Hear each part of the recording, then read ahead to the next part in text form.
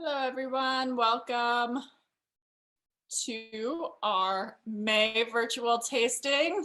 We are so excited to, be doing this once again. This is our monthly get together. We always have so much fun, and we have a great lineup of wines that we're going to be trying today. We're just at 5, so I'm going to keep an eye on the participants coming through, but I will get started and just tell you guys a little bit about myself, and we'll do some introductions and then get into the fun part, which is the drinking. So my name is Megan Klein. I see a lot of familiar faces. Hi, Kate. Hi, Kevin. I don't see your face, but I know you. And I am part of the second generation at Klein Family Cellars. And I've been working with my family now for the past 6 years, doing a little bit of everything from marketing to the winemaking side to the vineyard stuff. So just a little bit all over the board, as you are in a family business. And before I was working with my family, I was working as a sommelier down in Santa Barbara, and decided if I was going to be in wine that Sonoma was really the place to be. So came back up here, and it's been so great being able to work with my family every day. And for those of you who weren't here last time, we had a big announcement here at Klein. Our winemaker of 19 years retired, Charlie Sigalettos, and now we have our new head of winemaking, which is Tom Gendel. He's here with us today. He has been amazing. Tom, can you introduce yourself and tell us a little bit about your winemaking experiences? Yeah, thanks so much for introducing me, Megan. Great to see everybody here. Great to see everyone enjoying our wines and hanging out and doing this tasting. So I'm from New Zealand, and I speak a little fast. I'm trying to work on that. And I got my winemaking degree in New Zealand, worked some harvests in New Zealand and also in Germany and Europe. And I moved to California in 2011 and worked in wineries in Napa and Sonoma. And I started with Klein in 2016. And I'm just kind of slowly learning under Charlie's tutelage, and had a great time working with Megan in winemaking as well. And just spent the last 5-6 years learning everything I can about the Klein system and stuff like that, but also bringing that experience from other places as well. So it's been a great marriage, and really looking forward to making the wines and sharing them with you guys in the future. Yeah, thank you, Tom. And then we are also here with our tasting room manager, Erica Carter, and we have a guest this week, Jackie. So if you guys could introduce yourself and tell us a little bit about what you guys do at Klein. Absolutely. Thank you so much, Megan. Hi, everybody. I'm Erica Carter, the tasting room manager here at Klein. Been here almost about 2 years, pretty soon. What I love about working here is the approachability of wine. There really is wine for every table with Klein Cellars, and it's really exciting to be able to talk about that with our guests and really find something for everybody. Standing here, this is Jackie McRice. She's been here actually about a month? A week. You longer than I have. And then so would you like to tell everybody? Yeah, so I started July, about 2 years ago now. This is one of my favorite jobs that I've had. I started in our reservations portion of our upstairs administrative team, and I have since moved over into our wine club department. I see a few wine club member names up on that screen. So hello, I am the face that you've been talking to recently. I absolutely love Klein Cellars. Like Erica said, we make everything very approachable, and that is the best thing in wine, I think. Mm-hmm. Awesome. Thank you, everyone. And all right, so I'm really excited about this month's tasting, not only because we're trying some awesome wines, but it's so tied to the history of Klein. I think we called this our Oakley deep dive, and we're really going to be looking at our 3 vineyards that we source from out in Oakley for the single vineyard wines, and we're trying 2 Zinfandels, our Bridgehead, and our Live Oak, as well as our Big Break Grenache. So it's really going to be a fun tasting. We're going to, look at everything from the climate to the soils to the differences between these vineyard sites. and just really what makes Oakley so special. So not only is Oakley this amazing, gem of a winemaking region because it's home to all of these old vineyards, but it, like I said, is so important to our history at Klein. It's where Klein was started by my father back in 1982. We have a long family history there. My great grandfather had a farm there. That's really where my dad learned how to make wine. So yeah, it's so important to our Klein story. And, we're just really, really proud of the wines that we're able to make from this region. So with that, let's get started. We'll pour our first wine, and we're going to start with the 2016 Bridgehead Zinfandel. So if you have that bottle open, make sure to pour yourself a glass. And we will jump right in. So I love this wine, and I think out of all of the three wines, it's definitely the most elegant that we are going to be trying today. Really, approachable, food friendly. But when I first smelled this wine, I got a lot of floral notes, and I was really surprised about the freshness that I got out of this 2016. I mean, it definitely has some age on it. It's kind of crazy to think that that was, God, 5 years ago. Is that, yeah, 5 years. Thank you, Tom. Appreciate that. That this wine is 5 years old. I don't really smell a whole lot of age on it. I really get that like juicy raspberry, juicy strawberry, and just a lot of that high tone fruit. To me, this isn't like your classic Zinfandel. I mean, I expect Zin to be really jammy, really more of that overly ripe. And this, I would say, is more of that austere style of Zin, which I really, really love. And I think it speaks to more of the range that we can do with Klein for making these more like food friendly, really beautiful Zinfandels to some that are a little bit more powerhouse types. So I love this wine. I think, this would pair great with, pancetta, pork roast, anything with some layers of fat. But I would love your take on this, Tom. Talk a little bit about the winemaking. Maybe we can talk about 2016 as the vintage, and then let's dive a little bit deeper into Bridgehead as a vineyard. Sure. Yeah. 2016 was my first harvest with Klein. It was a great vintage. We picked this kind of towards the end of August. Which is probably a medium kind of harvest for us. We're picking our Zinfandels in hot years, we're picking it the second week of August, and this was picked in the third/fourth week of August. So a medium harvest. It was a decent sized crop. We'd just come off 3 huge crops. So actually this crop seemed kind of a little bit lighter, but there were no major rain events or anything major, no heat waves or anything. It was kind of a slow and steady harvest, kind of a very median, a good winemaker's harvest. What I mean by that is not too much heat and also no rain events. So you kind of get to pick and choose when you pick your grapes, kind of get to pick them at the peak of their ripeness rather than being forced to make a decision either way. So it kind of is really, you get to take your time, go through the vineyards and really pick exactly when you want to pick them.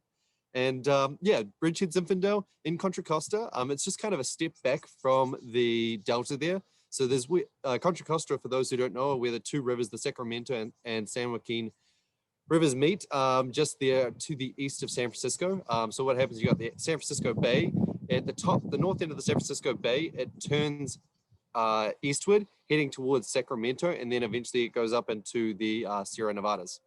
We're just at the corner there as it turns upwards to go to Sacramento.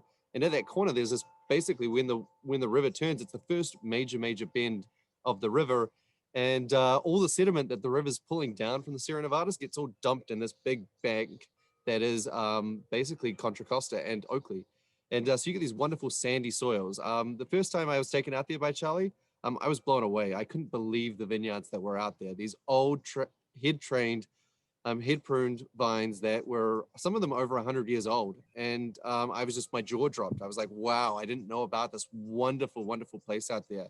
And I couldn't even believe that I got to make wines from these beautiful old vines and work with farmers who really are hands off and kind of really let the wines express themselves. So it was just kind of this, I was like a kid in a candy shop looking at all these vines and basically saying, how do more people not know about this? This is amazing. And so yeah, Bridgehead is pretty close to our Big Break vineyard, but it's a little bit of a step back from the Delta. So it's a little bit warmer, but also I really love Megan's description. I really like the detail and the florals that come through this wine. It's not that big jam bomb that a lot of Zinfandels get. You know, a live oak is more in that kind of jam bomb style. So it's a really nice tasting to compare the two because they're very different styles, even though alcohol wise, they're quite similar. Just the floral components in this wine are really fantastic. I really like the detail, you know, the rose petals and kind of, I imagine like spring walking through a rose garden kind of thing. It's got a little bit of forest Yeah. as well, with a little bit of kind of beetroot as well and other things like that, a little earthiness, but also it's still got Yeah. that strawberry and cherry characteristic. It's really What's the oak on this? And I mean, I don't pick it up super heavy in this wine actually. I think it's really nicely integrated. What is the oak treatment for this? And Yeah, we only yeah, use what are your thoughts? French toast French oak. It's a variety of toast, but kind of on the lower end, just to kind of give it a little bit of a sweetening impact and not overdo it or anything like that. It's kind of medium plus tone. That just kind of helps with the palate weight, kind of broadens the palate, and you won't see too much oak impact because of that. So it's more about Yeah. adding texture rather than dominating it with oak tones like vanilla or caramel or anything like that. So it's more about enhancing the palate weight and enhancing the texture rather than giving it a real oak distinct impact. Yeah, nice. And okay, we have a question from Craig really quick before I get over to Erica and Jackie to get your guys' thoughts. But you know, the question is, when you pick Zinfandel in Contra Costa, how does that compare with picking in other appellations around Northern California? So Contra Costa is really early. So I mentioned a little bit about whereabouts it is. So it's to the east of the San Francisco Bay. It's not quite in the Central Valley, but it's kind of like midway between, you know, Sonoma and Central Valley. So it's warm. What, like an hour and a half east of where we are in Sonoma? Yeah, that's about right. And what happens is you get a lot of reflected heat from the sand. So because basically it's sandy soils, there's no basically like grass growing in the vineyards. It's all kind of dry farmed. There's no forest, there's no floor like a floor that we have to manage or anything like that. So with that, it's a white sand as well that comes from the Sierra Nevada mountains. The heat will reflect off the sand and actually heat the whole place. So it's quite warm in reality. We're picking here probably, I mean, we're picking in Contra Costa a good month or so before we pick in Sonoma. Just the idea of ripeness. So you've got to really stay on your toes because things get ripe pretty quickly out there. But also you've got these old vines that don't actually carry much crops. So they're all cropping around about 3 tons per acre. And they've got good strong canopies because their root systems are 100 years old. They're getting down close to the water table. And so they've got plenty of water available to them and the nutrients they pull out of the soil as well. And so really strong, healthy vines, not much crop, and they just kind of really love getting nice ripe flavors. And this vineyard's kind of special in the fact that you get a lot more of the detail and the nuance in the wine, which is really cool to showcase. Absolutely. And I think you make a really good point about the sand. And you know, I wish I had a picture of this, but and a lot of you may have seen this as well, but the sand out there, you know, when we say sandy soils, and Tom was mentioning this a little bit, but it's not just sand mixed in with some other soil. It is pure beach sand. Like it looks like you're on a beach with vineyards planted on it. It's pretty bizarre.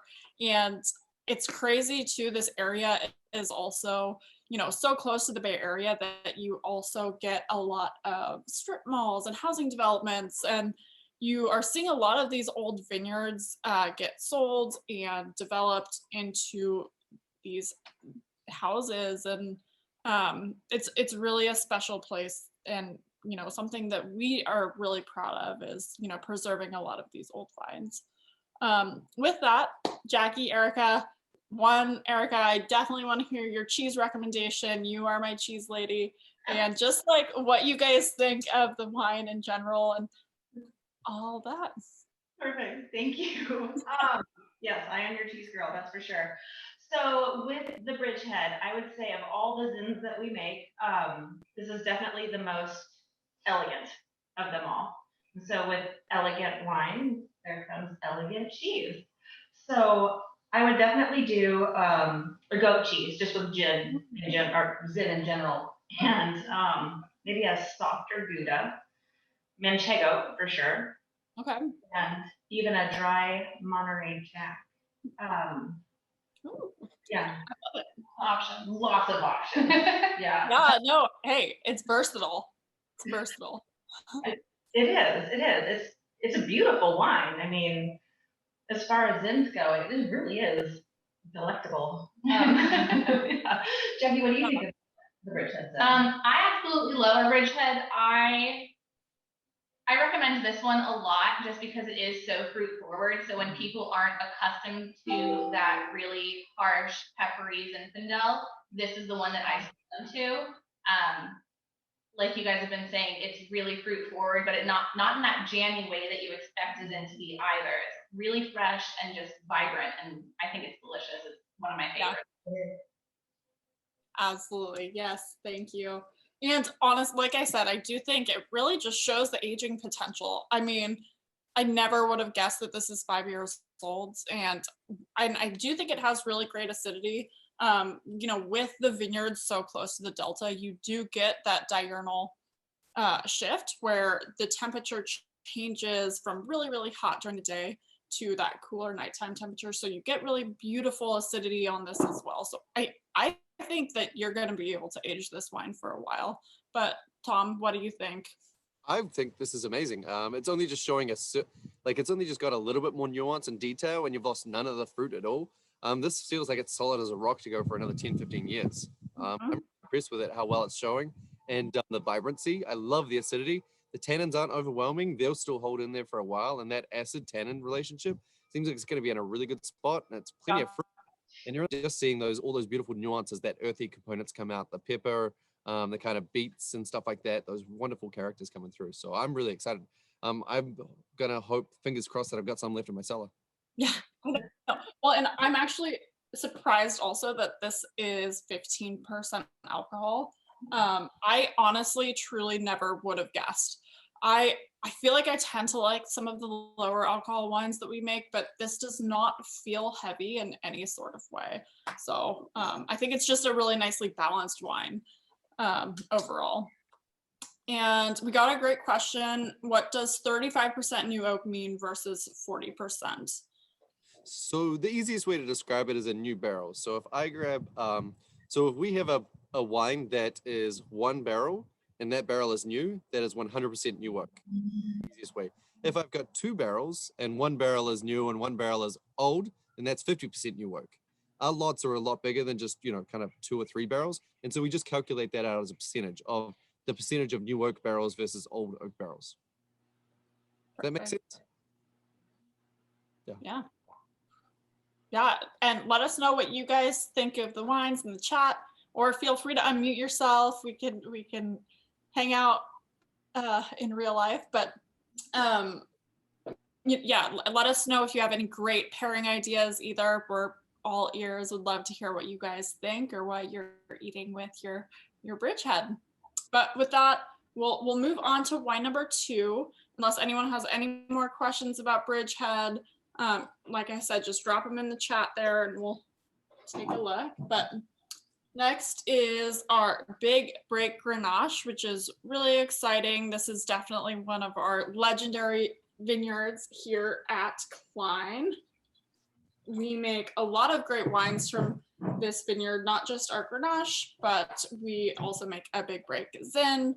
And I believe this is where our Smallberry comes from. Is that right? Right. Yeah. Yep. So this is really, one of our staples. We've been making wine from this vineyard for quite a long time. Like Tom was saying, this vineyard is pretty close to the Bridgehead vineyard, but this vineyard is also lined with eucalyptus trees. So when you put your nose in this glass, you'll get a little bit of that minty eucalyptus character in this wine. But I actually, when I first smelled this earlier today, I was like, okay, I definitely, it's the first note that you get a little bit of that eucalyptus, but then I got straight like vanilla cherry pie, which I think is really, varietally correct for Grenache, is that like bright cherry note.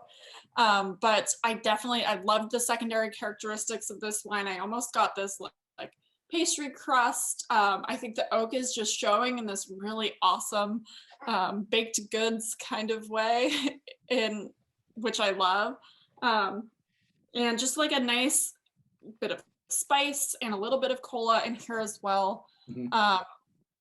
These wines, Oakley, we've been talking about these old vines. These vines are a little bit newer, and I'll have Tom kind of talk us through 17 as the vintage, and then Big Break and a little bit more about the winemaking behind this. Sure, yeah. No, that's great, great tasting notes as well. I'll talk a little bit about the vintage first, seeing as we have 3 different vintages here. 2017 was the vintage of heat spikes. However, when you talk about it was a warm vintage for starters. Yeah, definitely warmer, and if any, yeah, it was just kind of really good, pretty dry. It was kind of we were starting to get into drought conditions in 2017, and just a very, very warm vintage. We got this off the grapes here, came on the 22nd of August. So Grenache is typically kind of a week behind Zinfandel, to give you an idea. And so when you're picking the Grenache, so we picked the Grenache earlier than we picked the Zinfandel, the other Zinfandel. So this vintage was about a week to 2 weeks earlier than the 16 vintage. And we'll get to the 18 at the end. But so 16 was a normal vintage, 17 a warmer vintage, a week to 2 weeks warmer than 16, and then we'll talk about the last vintage when we get to it. But yeah, great growing conditions. Contra Costa is really ideal for ripening these sorts of grapes.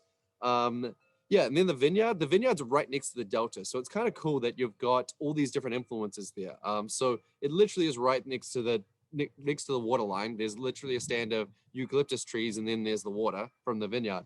And so what you do is get a lot of influence there. A lot of wind comes up through that through the river, and then basically that gets a cooling effect. The San Francisco Bay is very, very, very cold, and parts of that manage to creep up into where Contra Costa, Oakley County is, and so you get those cooling influences. So what you get is this huge diurnal shift. You get these really cold, well, reasonably cold nights, and then you get these really, really hot days. So what happens is you get these beautifully ripened fruit characters. You get good sugars, good to high sugars, but you also get good acidity out of these wines. And Grenache really thrives in that. Grenache is like, I don't know, people have said it's like the bigger version of Pinot Noir. It's got those wonderful depth and detail. It's got this wonderful characteristic. And in this wine's done really well as well. I really, really love the detail in this. It's got all that kind of, like Megan was saying. And the big, you're mentioning about oak and you're asking about oak. Big difference in the oak profile on this. Well, this one's 38% versus the 35. Bridgehead was 30%, only 30%. Oh, yeah. And then also this one's American oak, so the other one's French oak. American oak's got a lot more vanilla characteristics, which Megan was mentioning, kind of that pie crust, those vanilla essence characters. You get a lot more out of that out of American oak. French oak kind of gets the more caramel molasses kind of characteristic. American oak gets more of vanilla characteristic. And so bang on tasting notes. And I just really like the detail and it's got a really awesome aroma, a very, very enticing aroma for me. Very classically Grenache with, of course, that little hint of eucalypt on the top note. I don't mind that at all. I kind of like those details, and yeah, just really delicious to drink. I love the acidity, very vibrant, juicy almost, kind of mouth-watering and easy to drink. Pretty easy winemaking. Bring it in. It sends about 10 to 12 days on skins. We pump it over a few times. Then we rack it. We inoculate for malolactic fermentation. Then we put it down to barrel, and we basically then go through a barrel selection at the end to make sure we got the right barrels for this wine. And yeah, that's pretty much it. We filter it and bottle it. Yeah. Okay, Craig has a question about blending Grenache into some of our, if we blend Grenache into some of our other wines. Yeah, we do, of course. Well, we've got our Cashmere, which is a GSM, which a GSM is Grenache, Syrah, and Mourvedre. So we've been making that since the early 2000s. So that's one of our favorite blends. And then what else do we blend it into? We just released our Grenache Gris, and okay, it looks like Erica and Jackie are really excited about that. I will let you guys talk about the Grenache Gris. Yeah, why don't you guys talk about that really quick, and then we can keep going. So thank you, Megan and Tom. The Grenache Gris, we're absolutely over the moon about. So it's made from our Grenache grapes. Tom just doesn't soak them on the skins, and it's so bright and refreshing, and the acidity is so perfectly balanced. And it was in our wine club. So our wine club members get first crack at it, and we are fighting over it. I gotta tell you, it is. I mean, this stuff, it is incredible. I love Megan's description on the back of the bottle. Kate actually, in the morning meeting, was cracking up. She was reading the back of the bottle. She couldn't actually finish speaking. She was laughing so hard. And so now we actually go around the winery to all of our guests and like, please read the description. Would you like to try this? And almost every time, everybody is just over the moon about it. Yes. And the description is, I think, watermelon Jolly Rancher. Yeah, that's the one. I mean, this Grenache Brie just tastes exactly that way. It's so good. Tom, you guys did an awesome, awesome job. So we totally love Grenache. I mean, this also ties back to our history with the Rhone Rangers and really promoting Rhone varieties. And so I think we're always going to make a Grenache. We did plant, the Grenache Brie is actually not from our Oakley vineyards, that is from our Sonoma vineyards. We planted or grafted over a huge portion of our vineyards. I think it was it Merlot to the Grenache. I can't remember what it used to be. No, we planted a big block we of 20. planted it. Oh God. Yeah. And we've clones and stuff. No, Grenache is big in our future. We've got some cool ideas for it. It's just such a fun wine to make as well. And then we're going to be making a single vineyard GSM as well. We've got to plan, and we got to get some Mourvedre or some Grenache somewhere. So we've got a few things working on. But Grenache is an awesome varietal. It's great for blending, but it's also drinks super well by itself as well. And we're really kind of stepping into the Grenache game. It's pretty cool. It's pretty fun stuff to make. Yeah, no, I completely agree. Okay, and before we move on to wine number 3, I don't want to miss the must pair cheeses with Grenache. Thank you so much, Megan. Yes. So obviously goat cheese as well. But Jackie and I were talking this afternoon that we think feta would pair really well with this. And then if you want to take it a little bit further, something spicy or lamb. So if you get yourself some kind of Mediterranean dish, I think this wine and the dish will just come alive together. Yeah. I would specifically go for a gyro myself, but that's just me. What? It's always time for a Euro. I love them. I totally agree. I would also say like just any sort of red sauce that has that like high tone fruit or high tone like acidity, like a tomato sauce, pizza, of course. But you know, any red pasta sauce or red sauce and polenta and sausages. Oh, done. That's it. That's the pairing. And with like a red sauce with like peppers and onions in it. Yeah. So would love to hear your guys' notes on the Grenache, any other tasting notes that you guys have, or amazing food pairing ideas, let us know. Or any questions about the vineyard, about Big Break, about our history, just drop them into the chat there. And I have a question, Tom, about the eucalyptus. And I've heard Charlie explain this before, but how that flavor gets into the wine, like how is it transferred into the final end product? How are we getting that flavor into our glass? It doesn't take much. If you try Australian wines have a little bit of the eucalypt characteristic. I guess it's just basically, so it's all the oils. So eucalypt leaves have a bunch of oil on them, and we pick at the time when the eucalypt leaves start falling off.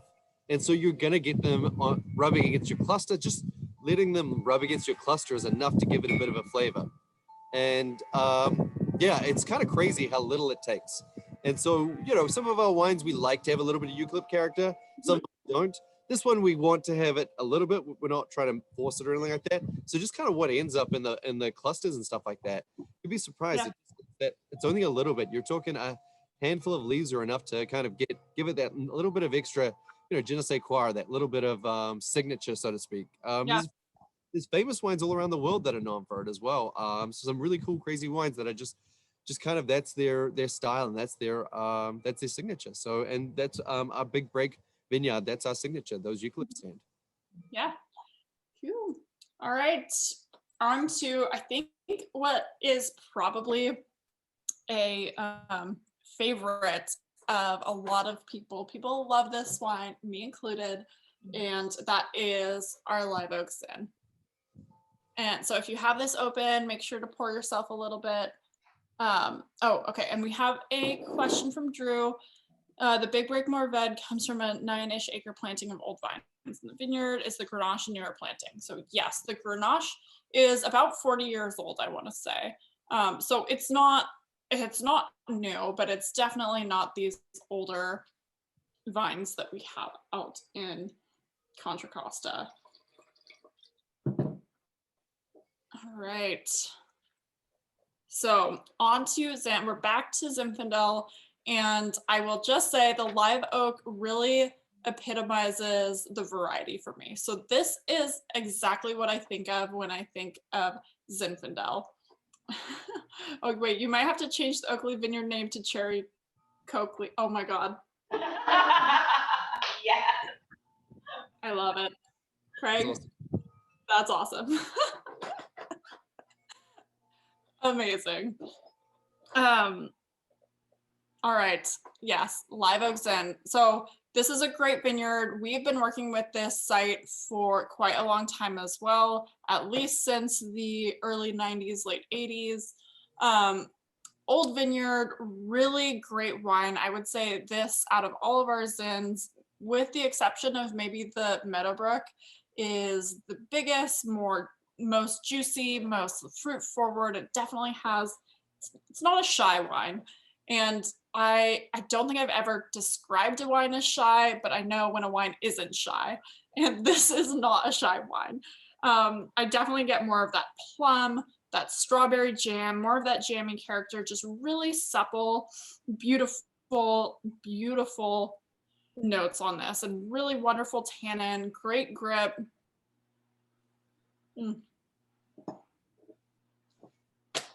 Just all around this bigger wine, but presenting with a lot of fruit and wonderful texture. Tom, can we kind of do a deep dive into Live Oak and talk a little bit about our vineyards out there? Yeah, of course. I'll start with the harvest. So we talked about those other harvests. This is 2018, which was a cool harvest. The vintage just didn't really it wasn't hot or anything like that. It was definitely kind of on the colder side. So we picked this on basically the last day of August. So you're talking very, very late. This is one of our later picks. We like to get this ripe. This is definitely kind of, the bridge head's got that nice, delicate details. This one, we want it to be a big Zinfandel, a big old, well, not quite the jam bomb because we're not that crazy, but we want it to be big, ripe, in your face, lots and lots of fruit characters. And so we like to pick this kind of at the 26 to 27 bricks, bring it in, not quite raisins, but getting those kind of almost jammy qualities to it. And it's kind of one of our later picks out there. It's from a couple of different vineyards on Live Oak Road, my Kitty Vineyard and Remedy. And it's got this wonderful, huge flavor. It's a little bit further inland, so it doesn't get as much influence from the rivers. So you've got a little bit warmer characteristic. You don't get as much cooling from the river and from the San Francisco Bay coming in. So you can get those nice big ripe flavors and get that kind of juicy flavor. We work it a little bit harder. We want to get all the texture out of it, all the character out of it, all the tannins, all the acidity. And it just makes this wonderful kind of a, fruit bomb of a wine. It kind of really, like Megan said, it's not shy. It jumps out of the glass. It's got lots and lots of fruit characteristics. It's definitely kind of, I've tried shy wines before, Megan. They're the ones you can't really smell, and they kind of don't want to smell like too much. This definitely smells like it smells like it's got those nice jammy strawberry characteristics. That nice chunk of oak in there. This one's got the most oak of all three of the wines. This is at 40%, and we're back to French again as well. It's got a little bit of that caramel coming through and a little bit of that texture coming through. It's just a really, really delicious wine, kind of meant to be a crowd pleaser. The other one's got a little more detail, a little more nuance. This one's supposed to be just exactly what you want, a big California Zinfandel. Lots of big flavors, really, really juicy. It's got really nice balance as well, though. but it's pretty big in the mouth and it should age for a wee while. You know, those cooler vintages, it's harder to kind of ripen those tannins, and so you get a little more aggressive tannin on this one than we normally like, but that's just kind of a signature of the vintage. Yeah.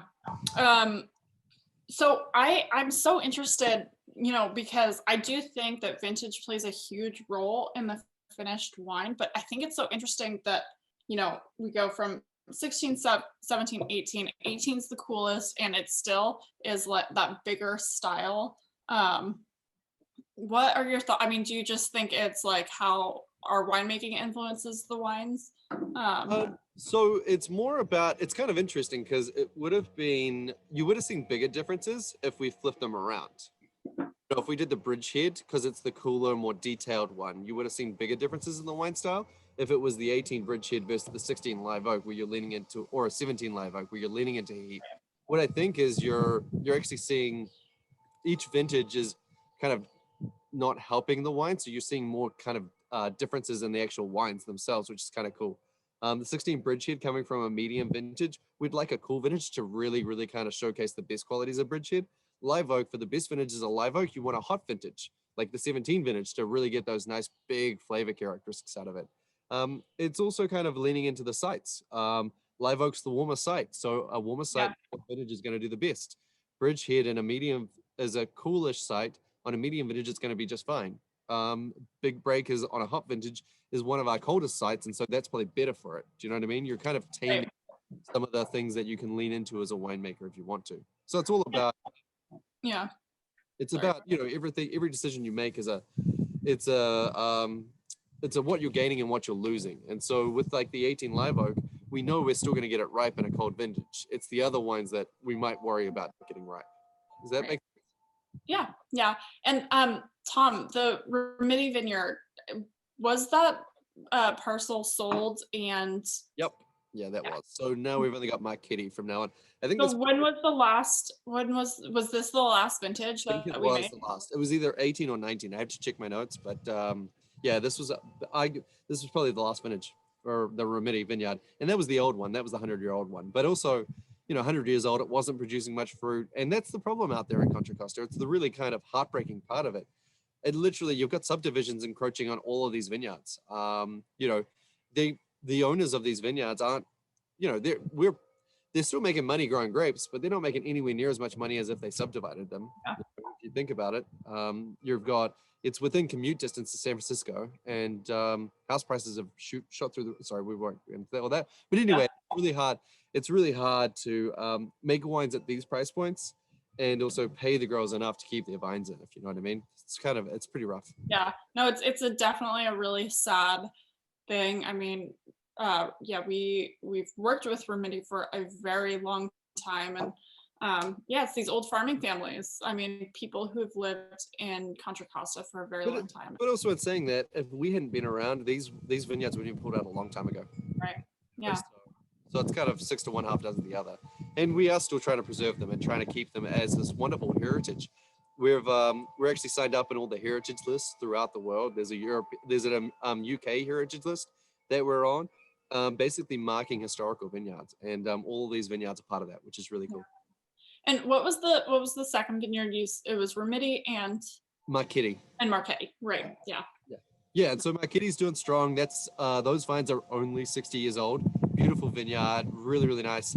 I know exactly. It's kind of crazy. It was just blowing my mind. These are the oldest vineyard. Well, yeah, the oldest vineyards I've ever worked with, and it's just such a privilege and a pleasure to work with these vines. And Marquetti's doing super well. The Remedy, I mean, it was a pain in the ass in the winery because Remedy always got stuck. I don't know what it was about that vineyard. It just always bloody well got stuck. And when you say stuck, Tom, what do you mean? Yeah, so as a winemaker, the goal of harvest, harvest. So we spend the whole year planning for harvest, right? And we bring these grapes in, and we've got like this window where we turn these grapes into, like, we crush them up, we throw some yeast at them. We don't actually inoculate any of these wines because they all come to the winery. We let the natural yeast cultivate and thrive. But Remedy was one of the ones we scratched our heads and were like, maybe one year we're going to throw some yeast at it. And in 2 weeks, we've got to turn these grapes into wine, literally. And we use a fungus, a yeast, basically. And the yeast get in there and they turn all the sugar into alcohol for us, right? But the problem is, if the yeast don't finish all that sugar, then we've got problems because there's other things other than yeast that like to eat sugar. And that's when you get spoiled wines and you get major problems with like your chemical stability and wine talk stuff. Anyway, Remedy was typically got stuck. Like it wouldn't finish its primary fermentation. The yeast wouldn't eat all the sugar.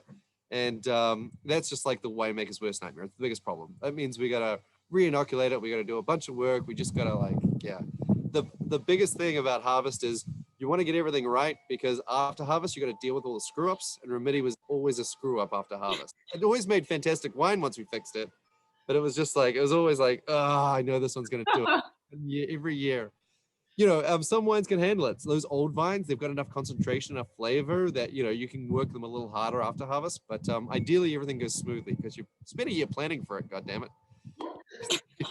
Yeah. Anyway, that's my rant about Remedy. So. Your rant, I love it. All right, Erica and Jackie, what are your thoughts? And yeah, what cheese? Let's go straight.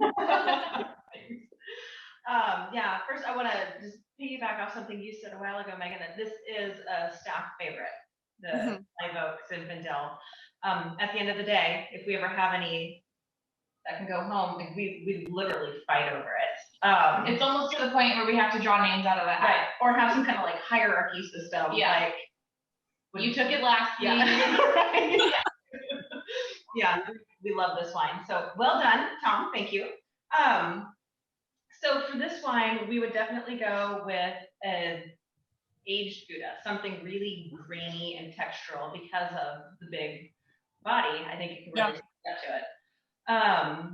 Our website has it paired with a stuffed flank steak with prosciutto and goat cheese, and I can't think of anything better. Can you? Yeah. That is absolutely delicious. One of my favorite things to pair it with, though, is brisket. Around Hanukkah, my boyfriend's family and I have a brisket cook-off, and this is the wine that I break to serve as my brisket. Oh my God, amazing. That sounds so good. I would also just say like anything that has a lot of richness, like go straight for the ossobuco, go big, go anything with that. Like, but yeah, brisket. I love brisket. That sounds so good, Jackie. Yeah. We have a club member, Paul, that normally joins in these Zoom meetings. He's made a brisket before. We need to get the recipe from him. Yeah. We'll reach out to Paul. If you're not on this, we'll find you. Oh my God, that's great. It's so funny. I'm not eating meat for this month, just to like not eat meat for a month, and all of this talk, I mean, I might have to have a cheat day. It's almost over. You're almost there. I know. So close. Okay, and honest, I was thinking like this might also go well with blue cheese. I know that doesn't sound like I can the see most, it. yeah, Absolutely. but like almost as like a juxtaposition, because it has that nice sweet fruit, and balanced with something that's a little more pungent. And I think big What did flavor you stands say? up. Cheese? I- We had a little blip and we couldn't hear. What kind of cheese? Oh yeah, I was saying it might be good with blue cheese, just something with Oh, a lot of flavor, because it has a lot of flavor, and because this is such a big, like, flavorful wine, I think it would be able to stand up to it. If anyone has blue cheese, try it out. Let us know how it goes. Very Well, interested. we're drinking. We're not. Our package for tonight's tasting is coming tomorrow. Oh no, I'm so sorry. So we're drinking A consolation prize. Meadowbrook Ranch Oh, I love 2018. And we had, and sorry that we ate dinner with you guys, but it's 8 o'clock here on the East Coast, almost 9, and we played golf tonight. So we got home at 7:30 and hurried up and heated up, but we had blue cheese in our salad, and this went very well with the crumbled gorgonzola. So That's honestly, it's great to hear, because I would say, yeah, I think the only wine that we have that's maybe bigger than this one would be the Meadowbrook, and I would say that is maybe blue cheese with the Meadowbrooks in is the way to go. So thank you for answering that question, you guys. And it looks like Robert says that we can all share brisket recipes, so I am down for that. You guys. I don't have one of those. Oh, right. And okay, so I would love to hear, and we like to do this at, after we've tasted all the wines, which one was your favorite, and why, and yeah, just let us know which wine you like the best. I always find it super interesting. I think for me, the Bridgehead was just really surprising to me. I really liked that it was this 5-year-old wine that tasted like it was, a year old. And I think the vibrancy in that wine was really surprising. What about you, Tom? I'm struggling actually. I've only got 2 glasses, and I just topped my glass up with Grenache because I'm really enjoying that as well. Yeah. Kind of the eucalypt's nice in there. It's not overwhelming. It's like it's an added layer versus like overpowering or just like too light. And I love all that fresh fruit that's in there. Like it's got that true vibrancy, that fresh fruit that I really, really like. I will have to say on my memories of Bridgehead, that's pretty cool. I really like the detail that one's got. I like kind of that earthy characteristic. I called it beets. I know beets aren't a very popular thing out here in America, but in New Zealand, it's huge. I just got to put a plug in there. Try pickled beets in your burger instead of pickles. Give it a shot one day. But yeah, I love beets. And it's got like that beet characteristic along with the fruit and that rose garden characteristic that I just, when you get that plethora of like really kind of clear characteristics out of a wine, that's always a fun thing to try and to drink as well. But the drinkability on the Grenache is pretty amazing. Live oak, man, I gotta lie that live oak down for a couple of years.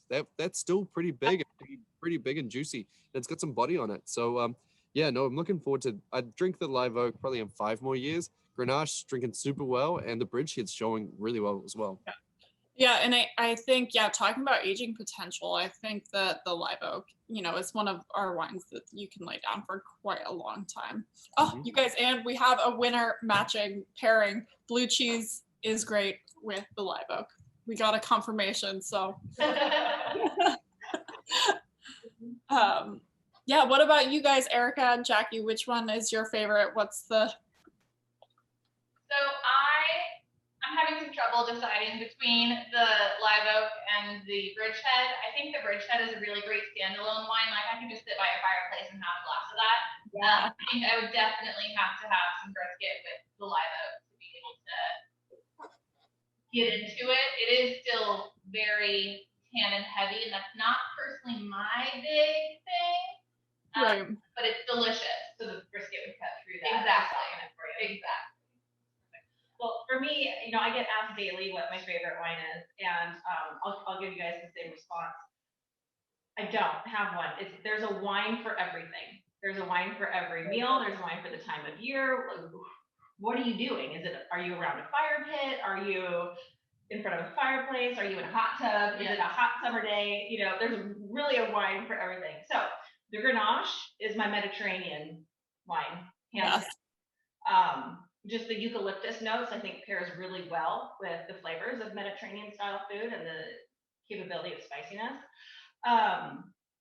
The live oak, I've already disclosed, is a staff favorite. So that, to me, that's my fireplace wine. Yeah, like what Jackie said. And then the Bridgehead, it's just so elegant and decadent. I mean, for me, this is the bottle that I'm going to bring to someone's house to impress. So. Craig knows what his hot tub wine is, and I appreciate it. And it's the Grenache Gris. That too. Yeah, we can't forget the Grenache Gris. Yeah, that one. Yeah. Okay. What about everyone else? Anyone have a favorite? Just you can drop it in the chat, or just anything. Tell us about your favorite pet, your favorite bands. Let's hear it. And if not, if there's no more questions, we are open, and maybe Jackie and Erica can just tell, for anyone who's local, tell us a little bit about what we got going on. Definitely, thank you. Yeah, so we are open. We're open Thursday through Monday, 11 to 5 o'clock. The last reservation is at 4 p.m. We encourage you to make reservations just to ensure that you get the elevated experience of a 45-minute to an hour tasting. If for some reason you just want to hop on by and drop in, we can get you a bottle, find you a nice spot, you can relax and enjoy it. So we've kind of got something for everybody over here, but we're just so excited to have people back on site. Yeah, it's great. All right, and we do have our next tasting up on the website. I believe our Zoom link. You can sign up for the Zoom. We'll get the tasting package up soon, but it really is our next three. Our next three wines are our ancient vines wine. So that's our ancient vines Carignan, our ancient vines Morvet, and our ancient vines Zinfandel. So really getting to the heart of what we do. They're all also from Oakley, Contra Costa County. So we'll be talking a little bit more about that next time, but just with some more fun varieties. So make sure to check that out on our website. And before we go, Tom, what is your favorite band? Sorry, I was muted. My favorite band, it's an indie band. It's called LCD Sound System. Sorry. Yeah, I've seen them. Yeah, great. Yeah, they're so good. Yeah, they're pretty fun. Yeah. There was a harvest I worked. We played. Oh man, I was in New Zealand and I was at my first ever festival. And New Zealand festivals aren't very big or whatnot. I got to see Bjork and Rage Against the Machine. Nice. I didn't even know about LCD Sound System, but they were playing in one of the tents at the end of the festival. And I walked past, it sounded really good. I was like, nah, it'll be fine. And then I went and did my first harvest, and all they played during harvest was this brand new LCD Sound System band who had just oh my god by. And so yeah, no, but it's always been like it's harvest music is important. Like when you're working your ass off, and you know, I've worked harvests where literally your blood, sweat, and tears go into the wine. Nowadays, not so much of my sweat, just my tears go into these wines. Yeah, no, definitely it was one of those my first harvest, one of the hardest things we've done, and just rocking out to that kind of music, just brighten your day and stuff like that, got you through. Yeah, great. Okay, wait, Jackie and Erica, favorite bands. I don't know this about you guys, so I'm very interested. Go. You want me to go first? Yeah. Okay. So time. Yeah. Again, I appreciate all music. I just want to put that out there. But hands down, favorite band of all time till the day I die is going to be the Rolling Stones. Nice. Yeah. Love it. Oh gosh. Okay. Again, I do appreciate mostly everything. I am not a country music person. She will come downstairs and change the channel. But I will listen to everything else. But I think my favorite is Carlos Santana. That was the first song that I learned to play on guitar, so it's a little bit like sentimental. I love it. And Megan, what's yours? Oh God, I think right now, like I love the Avett Brothers so much. I think that's probably what I listen to the most. But God, I'm really all over the place too. I mean, like the first concert I ever went to was a Def Leppard concert. And since I've been to, but I actually, my favorite concert ever, oh God, I can't even remember his name, and you guys will all laugh when it's the shark fin. No, you mean Jimmy Buffett. You guys, if you have not been to a Jimmy Buffett concert, it's time. It's honestly the best time I've ever had. It was so fun. So just throwing it out there. I like the way we were all in thought paralysis and the guy from New Zealand comes up with it. Right? No, I said baby shark because I have a 3-year-old, and so I've got on my mind baby shark. That's what I thought you were talking about, Megan. Fortunately, he wasn't. Yeah, I would be worried about myself. Ooh, Avett Brothers playing at a festival down the street. Oh my God, it's so nice to see live music coming back. I am so excited. Bottle And Rock looks great this year. There's a great lineup for Bottle Rock, but it's I know. I know. So yeah, it's all coming back. Stevie Nicks is going to be at Bottle Rock, and I'm so excited. I am determined to be there. Guns N' Roses is going to be there too. Watch out! I'll get you sampling. God. You'll be busy in the video. Yeah, exactly. Yes. Oh, great. I'm going to that. Been the last 2 years. Oh, nice. It's such a fun event, and yeah, so happy that everything is back. Like we're gonna get a Yeah, summer. we're looking forward to Great. concerts All right, to be guys. able to go to, that we have tickets that we got for Christmas, not last year, but the year before. And the concert got canceled, and then they canceled it again today. And it was the Four Tops and the Temptations. So I'm still hoping that they make it to the Hartford Civic Center, or Hartford, whatever the hell it is. Oh my God, that sounds like an amazing. Yeah, we're old, but yeah. No, oh my God, I love it. I love it. Wait, so where are you guys? You guys are in Hartford, New Connecticut. Jersey? Connecticut. Oh God. Okay, that's embarrassing. Yes. Why would that be embarrassing? Oh, I You don't know us personally, so it's okay, you know? Yeah. Oh, great. All right. Well, honestly, here's to guys. Cheers. Here's to live music. Here is to great wine and great company. Thank you guys for joining us, and we hope to see you next month. Cheers. Cheers. Thanks so much, everybody. And the end of the mask. Mm. Perfect. I can listen to that one as well. Yeah. Cheers. Bye, you guys. See you guys next month. Yeah. Thanks so much. Bye-bye. Take care. Bye.